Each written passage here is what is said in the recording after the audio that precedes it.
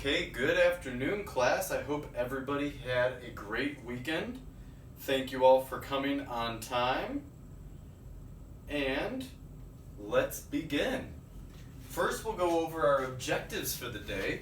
We're going to be using our new book, English the American Way. We're also going to be utilizing our thesauruses today. And lastly, for our new piece of technology, we'll be learning all about Duolingo. So let's go ahead first and open our books to English the American Way. And the purpose of this for our reading and writing section is we're going to be going over some dialogues together from the book. And I will go ahead and teach you exactly where we're going to find it and then model to you what I'm expecting with your group activity today. So you can pick your partner and then choose any dialogue from this book that you want. And one of the goals is so that you get familiar with going through the book and know where you can find different kind of themes and subjects.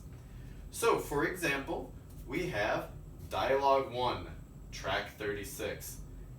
Alan says, "Hey Leah, that's a pretty big parcel you have. Can I give you a hand? Where are you going?" "Thanks, Alan. Actually, it's not that heavy, just a little bulky. I'm sending some American jeans home to my sister, so I'm headed to the post office. I thought it was on this block. Can you tell me where it is?" So the reading and writing that we're going to be doing here is the fact that we're reading it, and then we're going to rewrite each dialogue utilizing our thesaurus to help broaden our vocabulary a little bit. So I want you to paraphrase these dialogues. And what I mean by paraphrase is you're not going to just write verbatim the dialogue here. You're going to write a similar or the same meaning, just with a different combination of words so that it's coming from you instead of the book. And the thesaurus will help us use synonyms. Does anybody know what a synonym is? Yes, Aaron. Very good. Yes, a synonym is a word that means the same thing as another word. For example, we have, actually it's not that heavy. So let's see if we can find in our thesaurus the word heavy. So we're going to open it up and go to the H's. Once we come to an H in alphabetical order, then we go to the next letter, which is H. What comes next? That's right, E. Okay, we'll go to H-E. All right, I still don't see it. What's the next letter? That's right, Laura, A. H-E-A. Okay, heel, heady, no. What's the next letter? Ah, that's right, V. That should do it. H-E-A and V, heavy. What a heavy suitcase.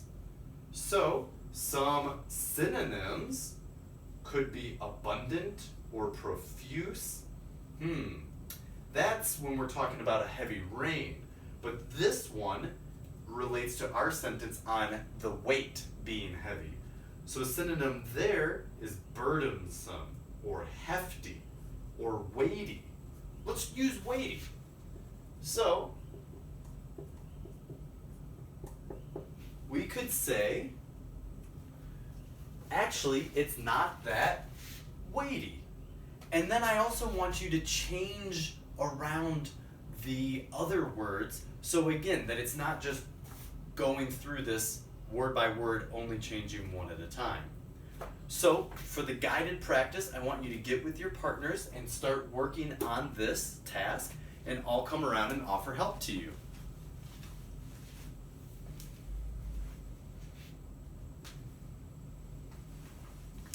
All right, very good, everybody. Now remember, tomorrow we're going to bring in these dialogues that you worked with your partner, and you're going to pass it on to another group, and then you're going to grade each other's. This way, you'll get even more experience with reading and writing, and further grow your vocabulary along with your other classmates. So, for homework, our independent practice is we're going to be working with Duolingo in the classroom. Has anybody ever used Duolingo on their own to learn a language? It's most well known because it has a green owl like this guy that you can download on your phone. Also now, as a teacher, we can get Duolingo for the classroom. So here I've created accounts for Aaron, Laura, Jason, and Mark, and now you're going to see the homework that I have assigned you. This is going to be due in 1 week. One of them is animals, and that is based on completing this lesson. The next is 75 experience points that you can use on your own. So you can choose whatever you want to study. Let's go ahead and work on animals 2 together so that you can see what it's like.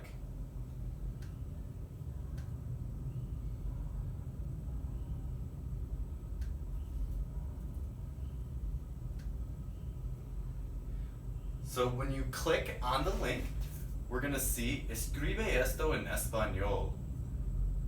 Are cows good pets? And again, we could use our thesaurus to change the word cow or pet, or even the word good. So let's listen to it. Are cows good pets? Are cows good pets? So we're going to use your native language now to write. We'll just click random words so you can see if you hit enter and it's wrong, you get a red. So now it'll take us to the next question. For my pet.